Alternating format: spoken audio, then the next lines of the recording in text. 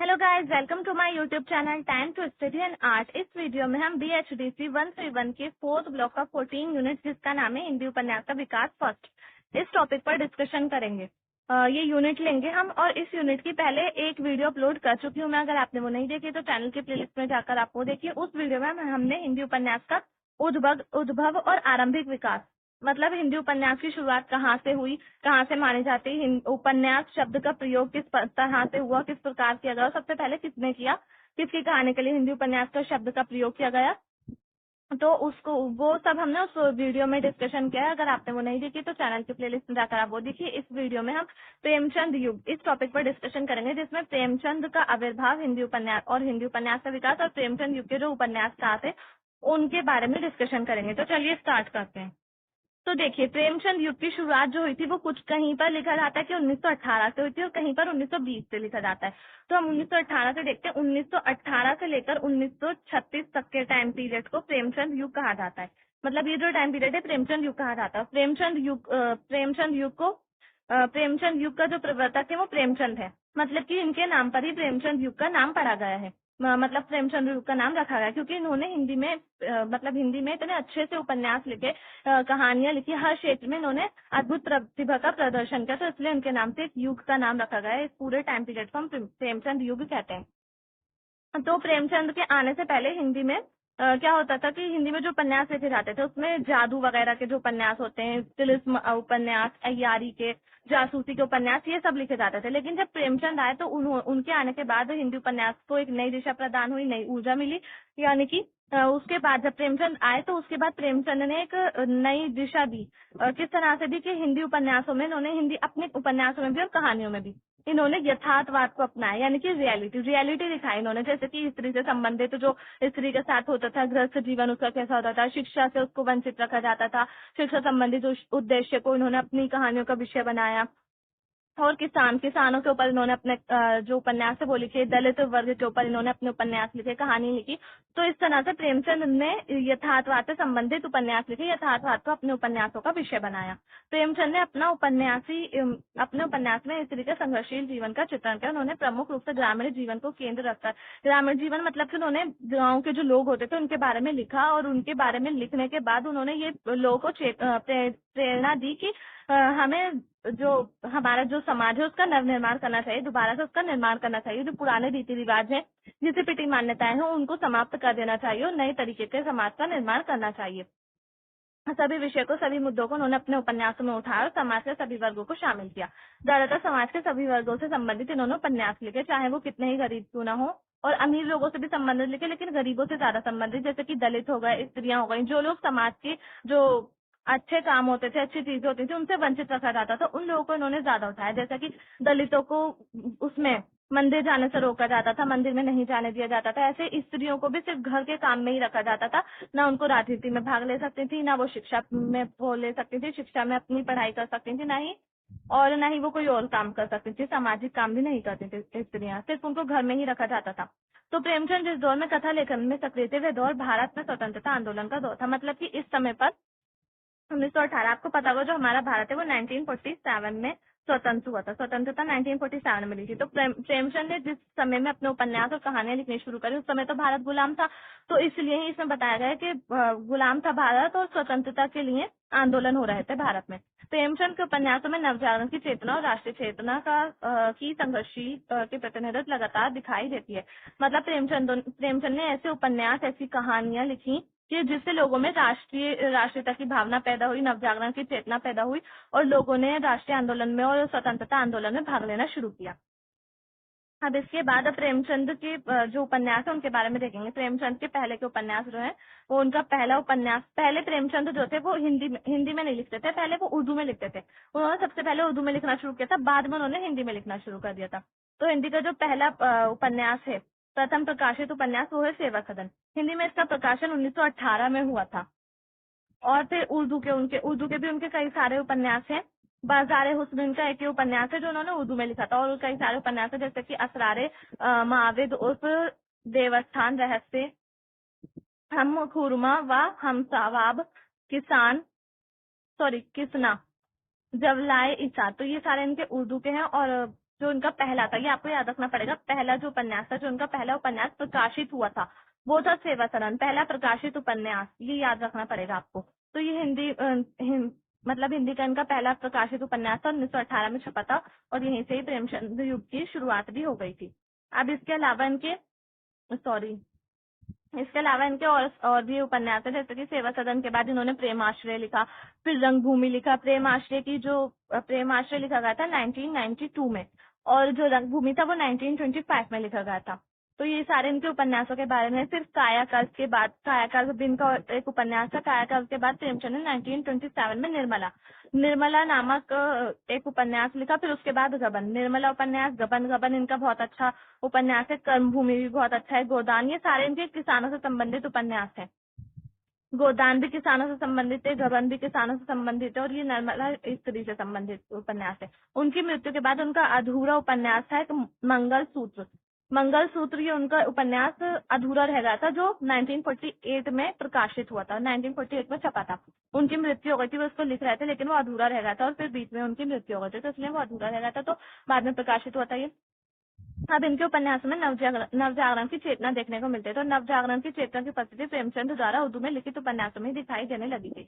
मतलब शुरू में इन्होंने उर्दू में उपन्यास लिखने शुरू करे थे, तो इसलिए नवजागरण की जो चेतना थी इनकी शुरू में ही दिखाई देने लगी थी, जब उन्होंने उर्दू में लिखने शुरू करे थे उपन्यास। जैसे कि असरारे मुआविद उर्फ देवस्थान रहस्य, ये इनका एक उपन्यास है उर्दू का, जिसमें उन्होंने भ्रष्टाचार और पाखंड को अपना विषय बनाया, भ्रष्टाचार के ऊपर लिखा। फिर हम कूरमा व हम सवाब, ये भी इन्होंने एक विधवा से संबंधित है, विधवा के जीवन पर लिखा है इन्होंने। और सेवा सदन हिंदी में प्रकाशित हुआ था, जो वैश्य जीवन से जुड़ी समस्याओं को बताता है, जो वैश्य होते हैं उनके जीवन की।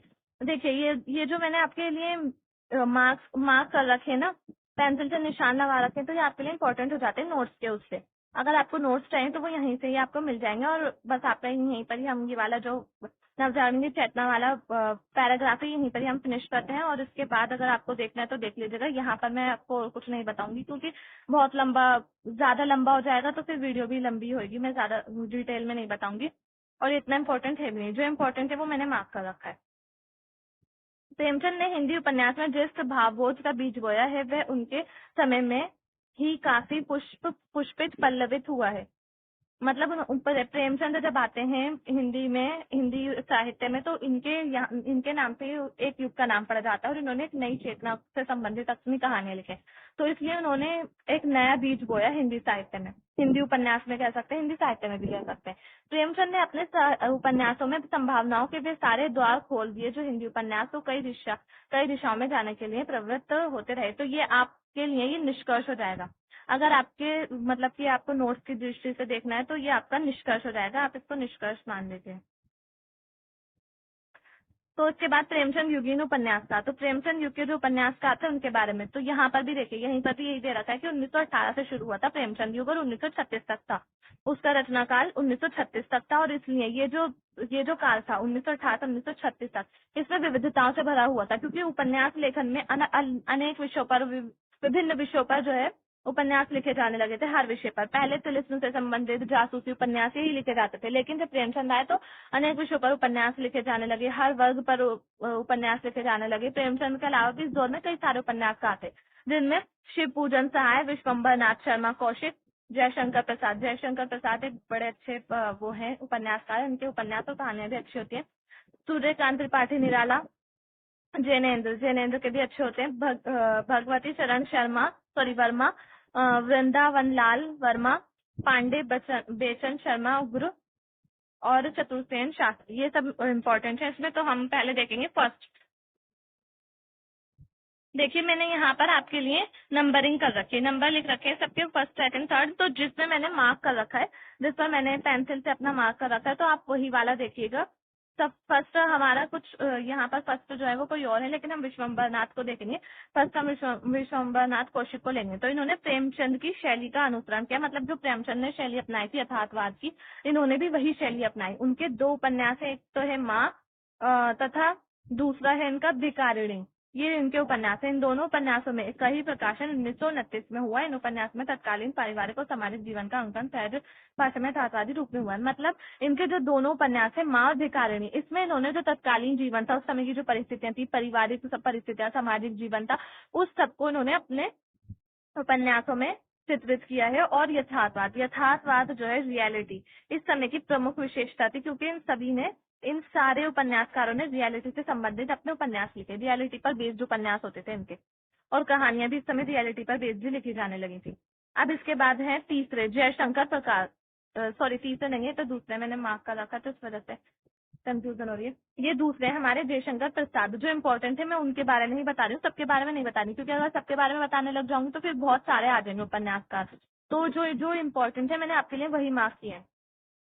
कविता, कहानी और नाटक की तरह उपन्यास विधा में भी जयशंकर प्रसाद का महत्वपूर्ण योगदान रहा है। मतलब जो जयशंकर प्रसाद थे वो उन्होंने कविताएं भी लिखी, कहानियां भी लिखी, नाटक भी लिखे, लेकिन उपन्यास विधा में भी उन्होंने महत्वपूर्ण योगदान दिया। और इनके 3 उपन्यास थे।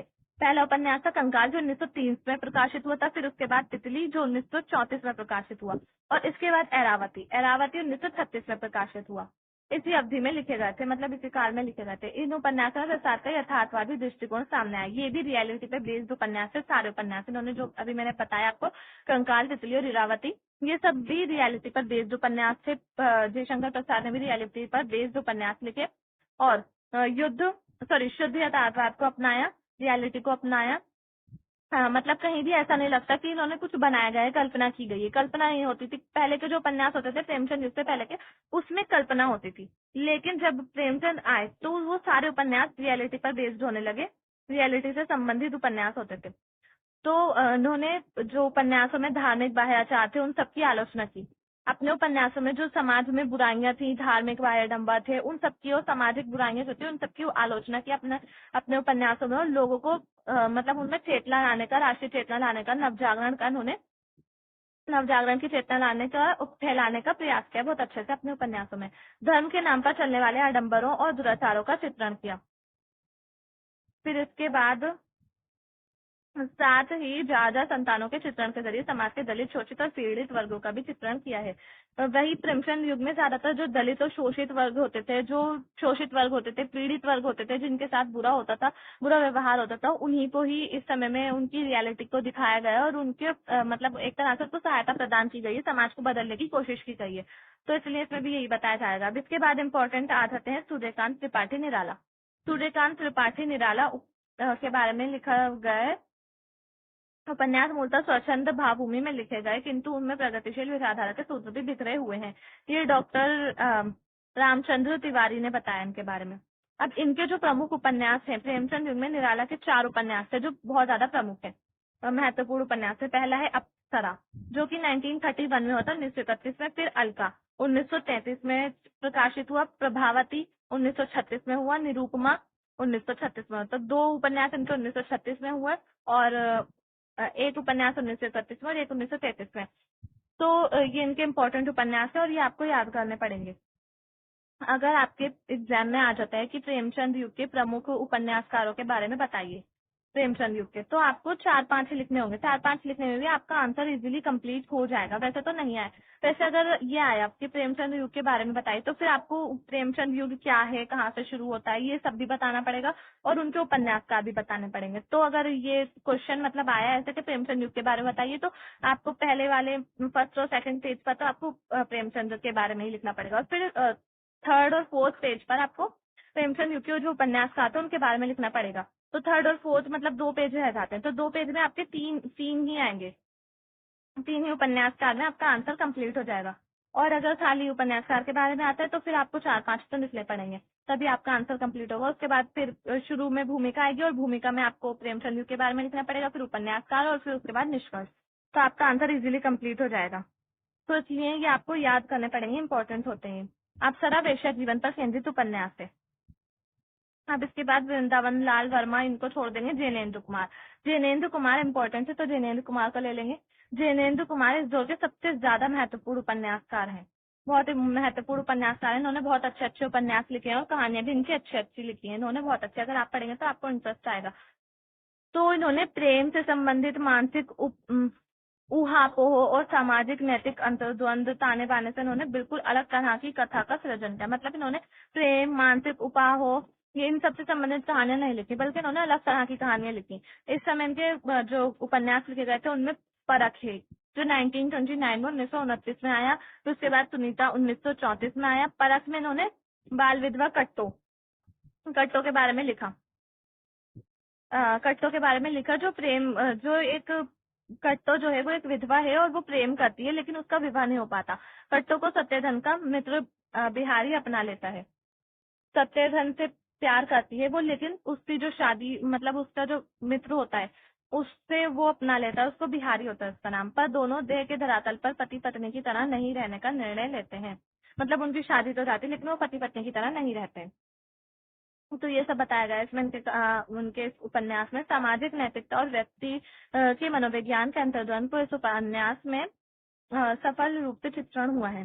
तो ये कंप्लीट हो जाता है हमारा। अब इसके बाद देखते हैं कौन सा है। प्रेमचंद युग में भगवती चरण वर्मा, ये भी नहीं है, ये भी छोड़ देंगे। अगर आपको स्क्रीनशॉट लेना है तो आप ले सकते हैं। बाकी यहाँ पर ये कंप्लीट हो जाते हैं हमारे। चार चार या पांच पांच कर लिए हमने आई थिंक। तो हमारे उपन्यास का कंप्लीट हो जाता है और बोध प्रश्न 2 आ जाता है। तो इसके बाद एक वीडियो और मैं अपलोड करूंगी क्योंकि इसका थोड़ा सा पार्ट रह गया है जिसके बारे में मैं अभी आपको बता देती हूँ।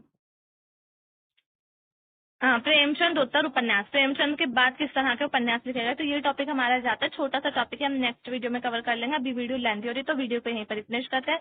अगर आपको वीडियो पसंद है तो प्लीज लाइक करें, शेयर करें, चैनल को सब्सक्राइब करना ना भूलें। थैंक्स।